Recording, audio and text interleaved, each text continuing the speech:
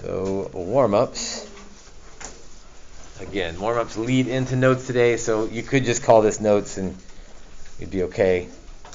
It really only matters if you're like one of those hyper-organized people that has different sections for things. So here's the question. Today we're going to work backwards, or think backwards. I say some of you think backwards all the time, but we want to intentionally think backwards today. What was f of x if f prime of x is, so we're going to do a couple of these, kind of set up a little table here. So rather than me giving you f and asking for the derivative, right, it's a game of Jeopardy. I'm going to give you the answer and ask you for the question.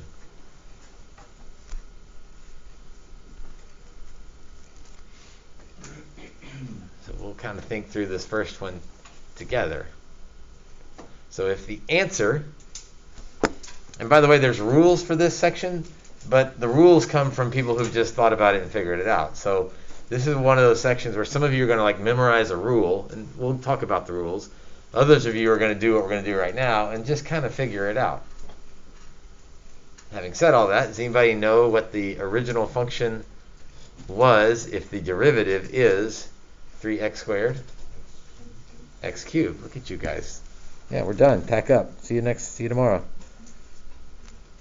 Is there anything else that the original function could have been that would lead to 3x squared as a derivative?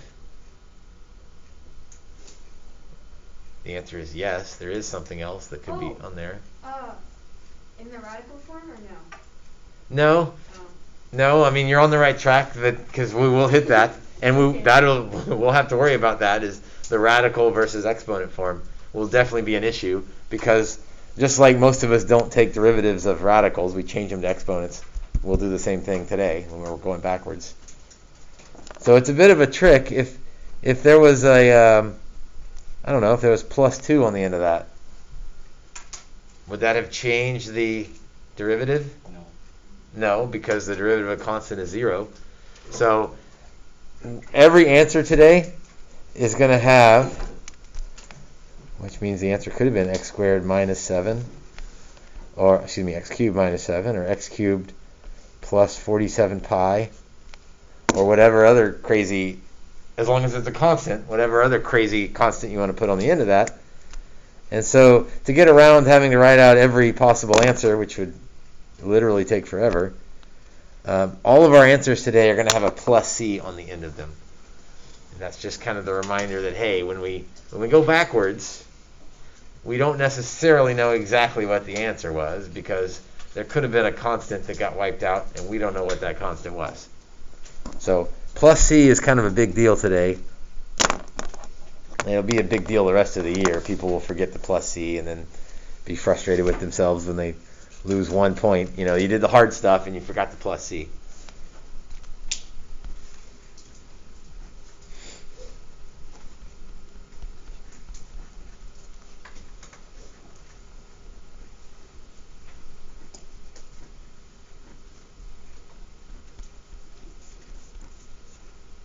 So there's a few more.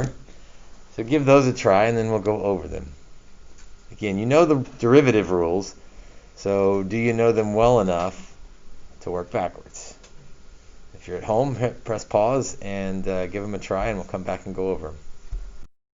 So let's go over these. And again, the method that you just used, the kind of figure it out method, like it works. Like that's a completely okay way to go. And so some of you, if you got through these pretty quick, you're just going to do that every time and just kind of figure it out. And that is completely okay.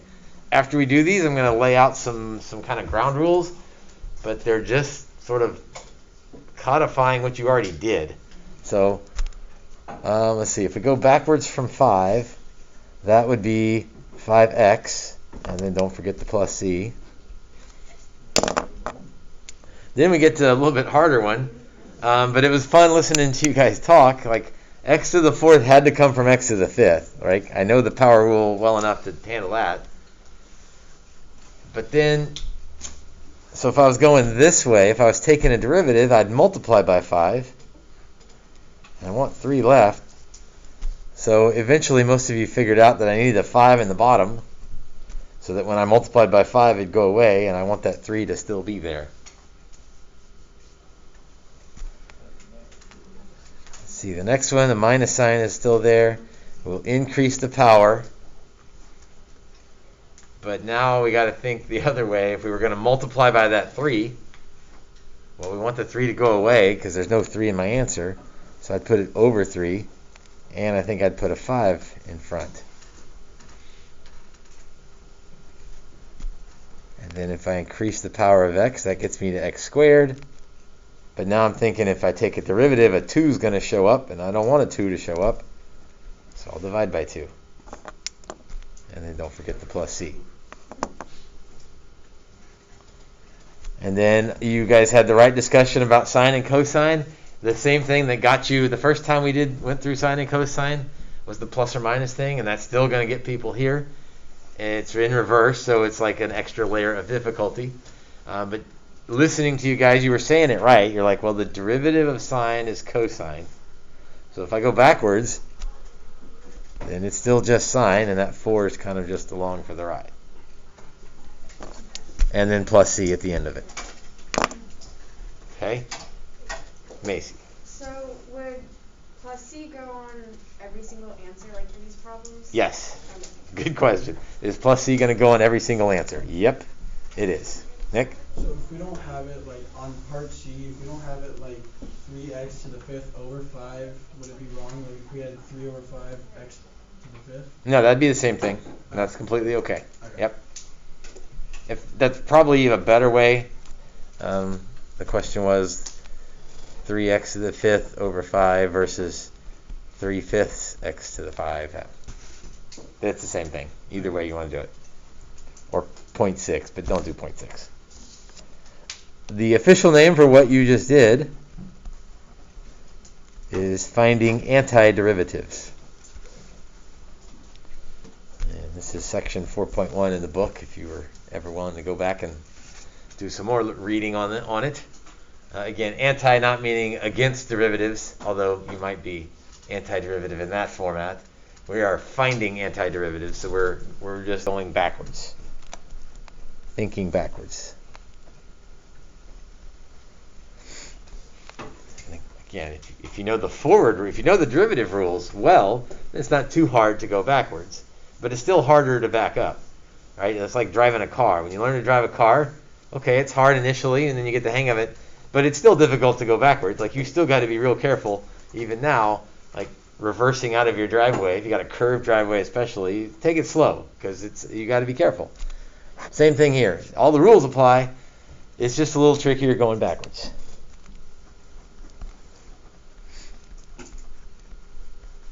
All right, now let's talk about some backward rules. But some of you are not going to use these rules. You're going to use the figure it out rule, and that is completely okay.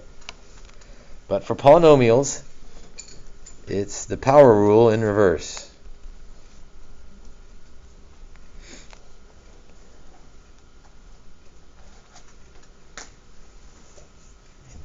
In some ways, I hesitate to teach this because I almost want you to just figure it out like you just did on those warm-ups. But sometimes they get trickier and we need a rule to kind of fall back on. So we'll talk about the rule. Let's do the forward rule first, just to remind ourselves. Right? You can't drive backwards unless you're pretty good at driving forward. The derivative of x to the n. This is exactly what you were talking about and using earlier. You bring down the n and decrease the power by 1. That's the forward rule. The backward rule, so if our answer is x to the n, well, first we need to come up with a way that says take an antiderivative, right? In the same way that this means take a derivative.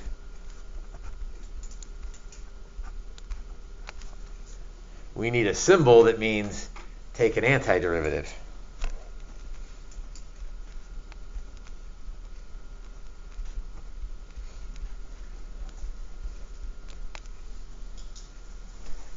And here comes the big connection between what we did last week and what we're doing now. the symbol for taking antiderivative is that same integral symbol.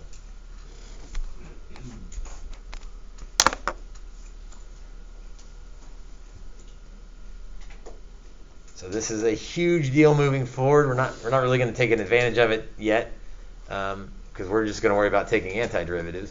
But this idea that symbol means take an antiderivative and it means find the area. So there's some connection between find an area and find an antiderivative. We'll worry about that connection later, but that's what that means. All right, so let's see if we can do in symbols what you already did in practice on the warm-ups. Let's see, what would the power be? X to the what? If I'm going backwards, n plus 1.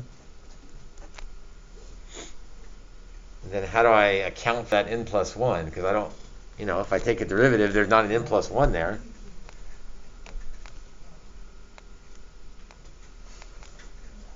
Back up here, it'll divide by n plus 1.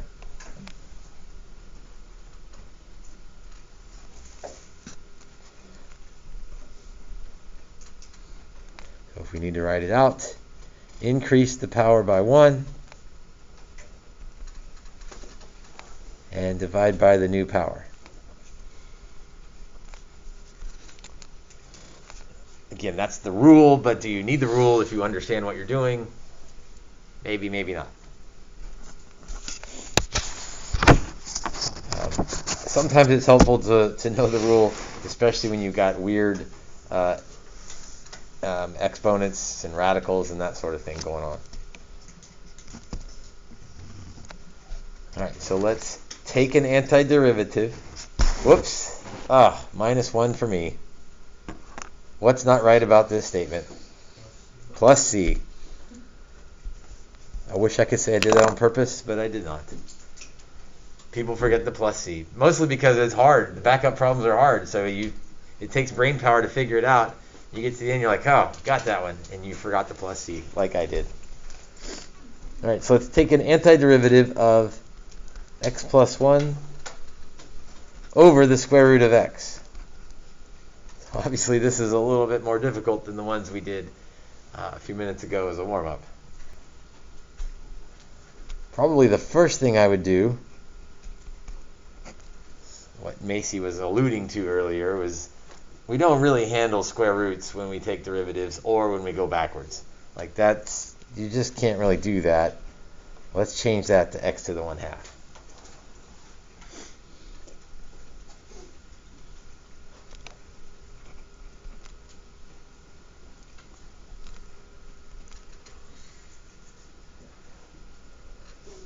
And this is still looking ugly, but they're both divided by x to the 1/2.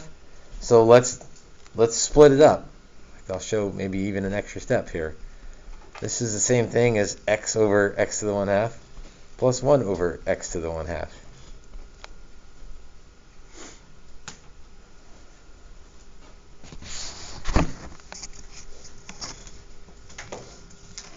But x over x to the 1/2 would be,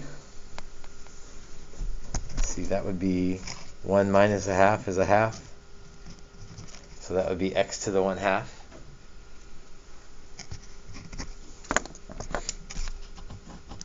That would be this one. How about 1 over x to the 1/2? How could I write that as x with a power on it? X to the negative 1/2. Yep.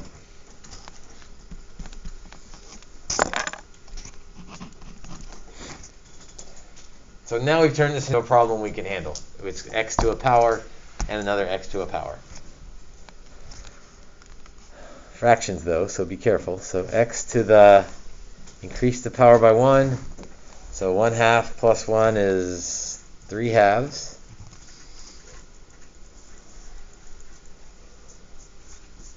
And then I want to divide by the new power. So I want to divide by 3/2, but I don't really want to divide by 3/2. I'd much rather multiply by 2/3. the reciprocal. 3/2 times 2/3 would go away for me.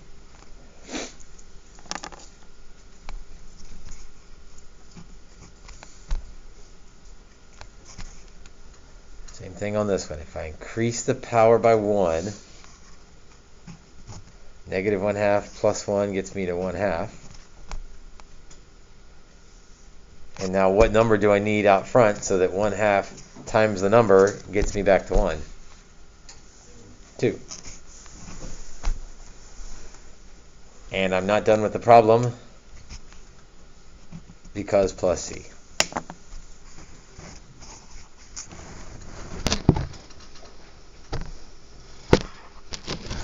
So that one used the power rule, but we had to do a little algebra before we could get to the power rule.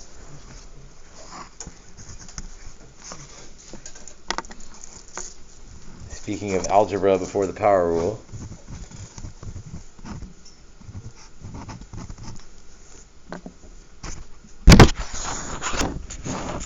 integral of 2x minus 3 squared dx.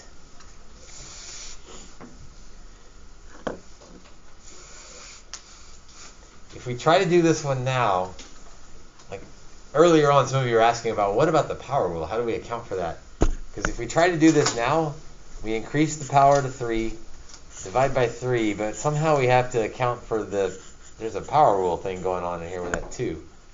So eventually we'll learn how to account for the power rule. Right now though, it's probably easiest to say, you know what, the power rule is going to mess me up, so I'm just going to FOIL this thing out first, and then I'll take the antiderivative. So 4x squared minus 12x plus 9.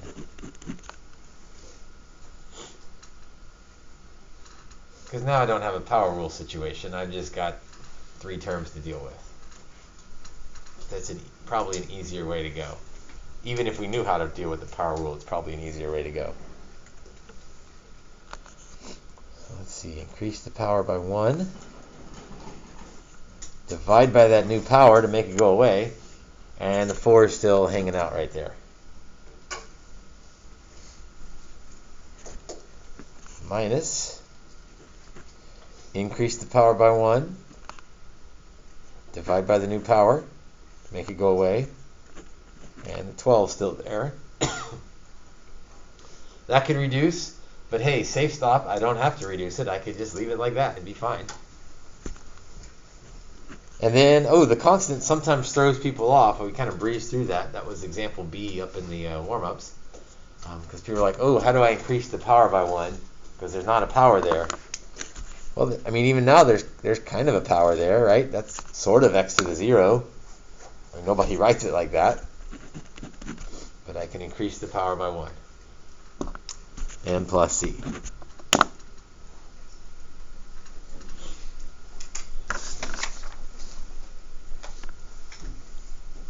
Questions on those?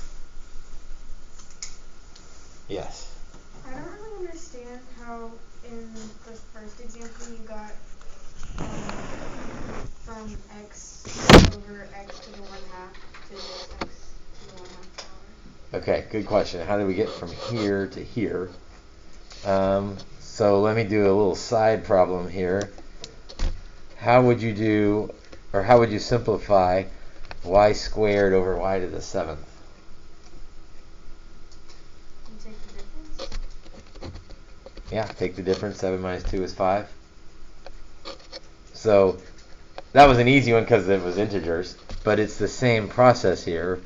1 minus 1/2 gets me 1/2.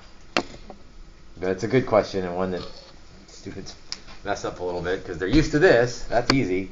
But then we throw fractions on there, and it makes things a little harder.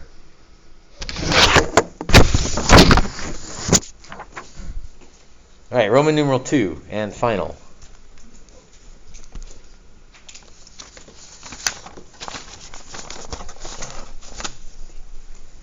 Oh yeah, plenty of time. Trig rules.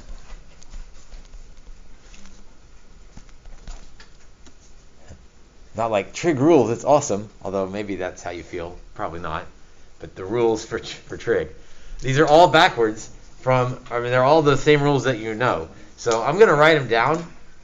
I would suggest you write them down, but you're going to know these because, well, if you know the forward derivative rules, you're going to know the backwards rules. And we'll kind of take them in the same order. Integral of cosine of x dx. Let's see. So what's the antiderivative of cosine? What function has a derivative of cosine? Sine plus c. Again, just about everything is going to have a plus c on it today.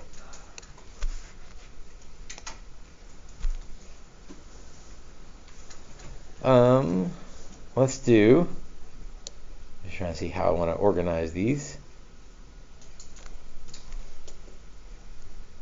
How about the antiderivative of sine of x? Good. Negative cosine. Because the derivative of cosine is negative sine, so I want the negatives to go away. So negative cosine of x plus c.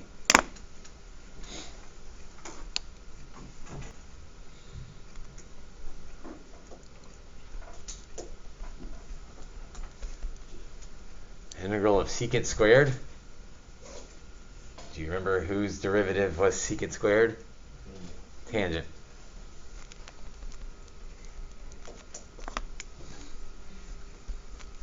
So in some ways, there's nothing new today. It's just like, can you drive forward well enough to be able to drive backwards? That's the question for today. Let's see.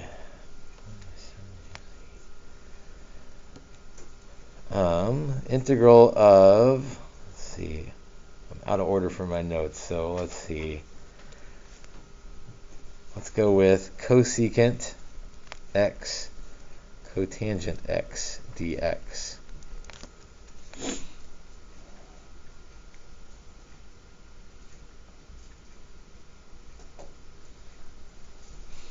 Well, you know what? I'm going to write the other one because they kind of go together. And maybe the other one's easier.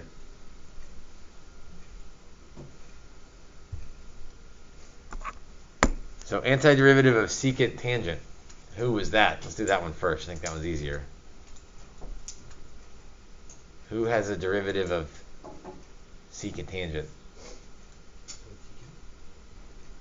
It's not cosecant, it's secant.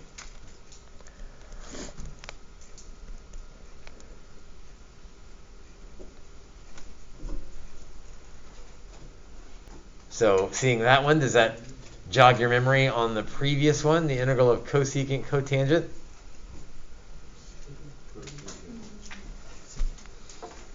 We already got secant. It is cosecant, kind of. Negative cosecant, because the derivative of all the cos is a negative. So if our answer is one of the cos, it's probably negative. And then lastly, the derivative, or the antiderivative of cosecant squared x dx. Well, what's left, I guess? Cotangent, sort of, negative.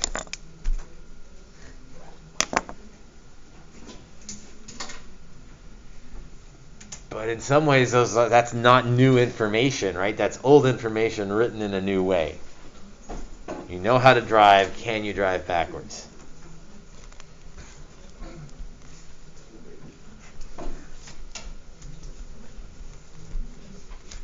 Let's do a couple of example problems.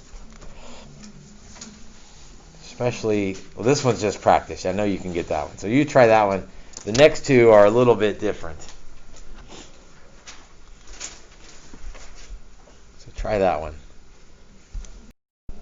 Okay, so thinking backwards. Sine would have come from cosine. But derivative of cosine is negative sine, so I need a negative on there. And the 5 is kind of just along for the ride. The 3 would have come from 3x, and then we could have had a plus or minus anything out there at the end. Because derivatives wipe out constants, so when we underivatize, then we got to put the constant back in there.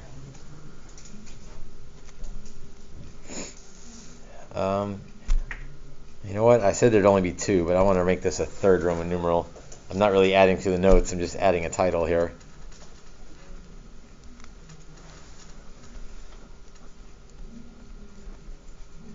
Solve a differential equation. Sounds complicated, and they can be, but the ones we will be doing aren't too bad. Basically, this just means find C, figure out what C is, which means we got to have some more information, because when we just take the underderivative, we get a plus C, but that's all we can do. So in order to solve that thing, they've got to give us more information. A little side note here on solving differential equations. For you guys that are headed toward STEM type majors, usually your order of classes is this. Calc 1, that's the same thing as Calc AB, so hopefully you get credit for that with the AP test. Then Calc 2, that's what our friends in Calc BC cover as well. Then Calc 3, and then differential equations. So, needless to say, we're not covering a full semester of a sophomore or junior level math class in one day today. We are going to be covering the very basics of solving differential equations.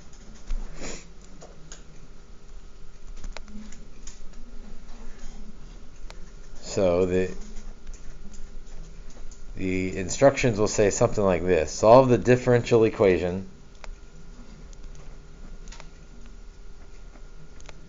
with the given initial condition.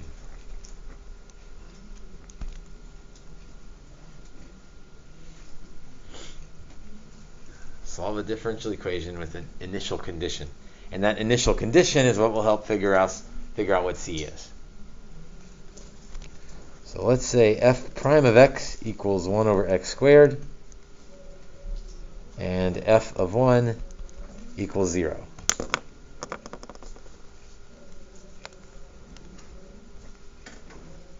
Okay, well, that's a differential equation because it's got a derivative in it.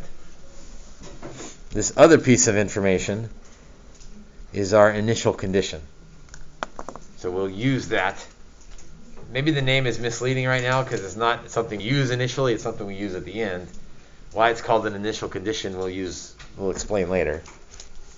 So let's go backwards. We got f prime. We want to go backwards to f, and then we'll use this to figure out what C is. But before we go backwards,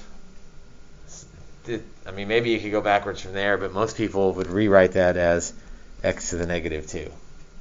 You might remember that long ago, we tried to rewrite everything as something with a power, because that's easier to handle. So we don't really like radicals or denominators, so we change it into a power, because then we can solve it a lot easier. So let's see, let's increase the power by 1. So I guess here's where the rule is maybe helpful, because it's hard to figure out where that came from. Maybe you still use the figure it out method. I'm going to increase the power by 1 and divide by the new power. And then plus C.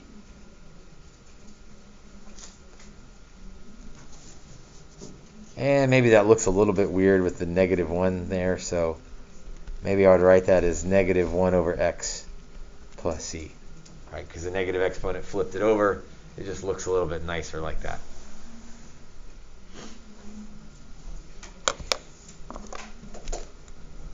Well, we know that f of 1 equals 0. So f of 1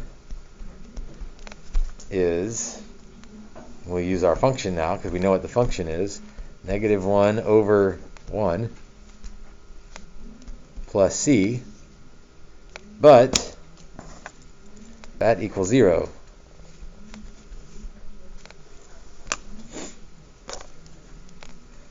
negative 1 plus c equals 0.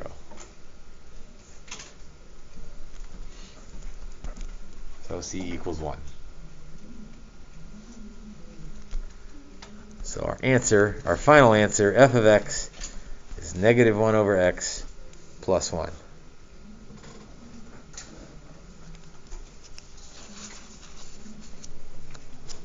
A little side note, that's a perfectly acceptable answer. The book sometimes goes crazy with getting common denominators. And so they might say, oh, that's x over x, so I could rewrite that as negative 1 plus x over x. Well, yeah, you could, but why would you do that? So if you're checking in the back of the book, if you're checking with CalcChat, hopefully they have that as a step, and so that's a safe stop. Like, you don't need to get to there. But the book does sometimes go overboard with their simplifying in quotes, because I don't know that that's simplifying. All right, one more. Last example. So second derivative of x, which means somebody took two derivatives, so we're going to have to back up twice, which means that when I back up once, I'm going to get a c, and I back up again, I'm going to get another c. So maybe you can see early on that this is going to take two initial conditions.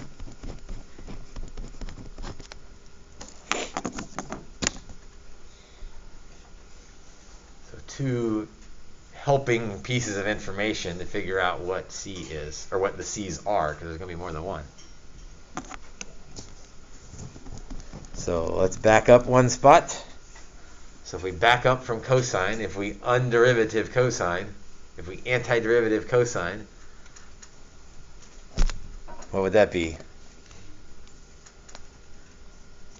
Who has a derivative of cosine?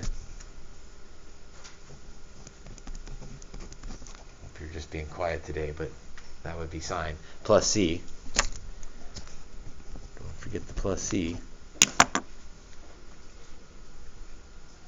And now, since I've got enough information to figure out what this first c is, because that initial condition was a derivative at 0. So let's use this.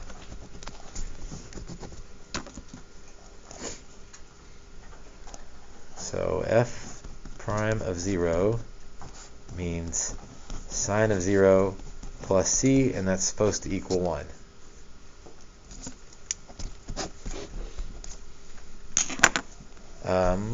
Sine of 0, unit circle experts, 0. So c equals 1.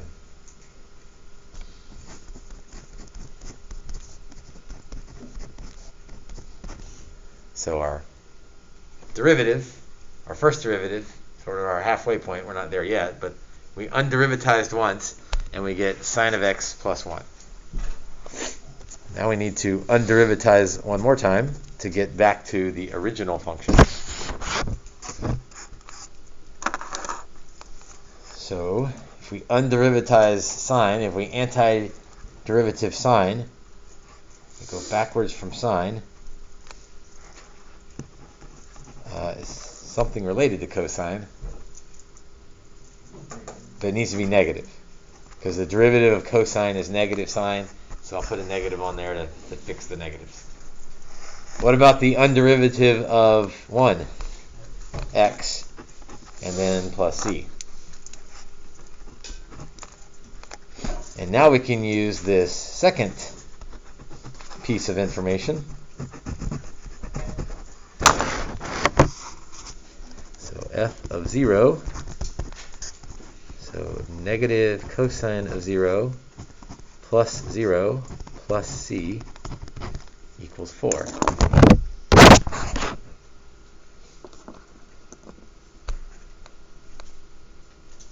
Oh, cosine of 0,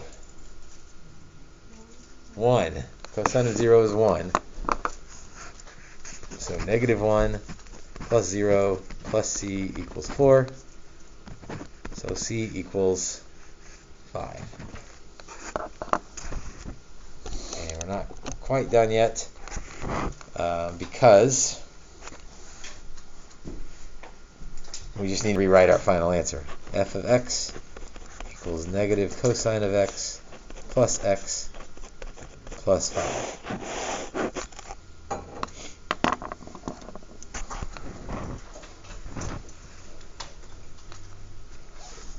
Alright, one minor comment is that we used C twice, so sometimes that's confusing to people because C equals 1, C equals 5, but they're not both C.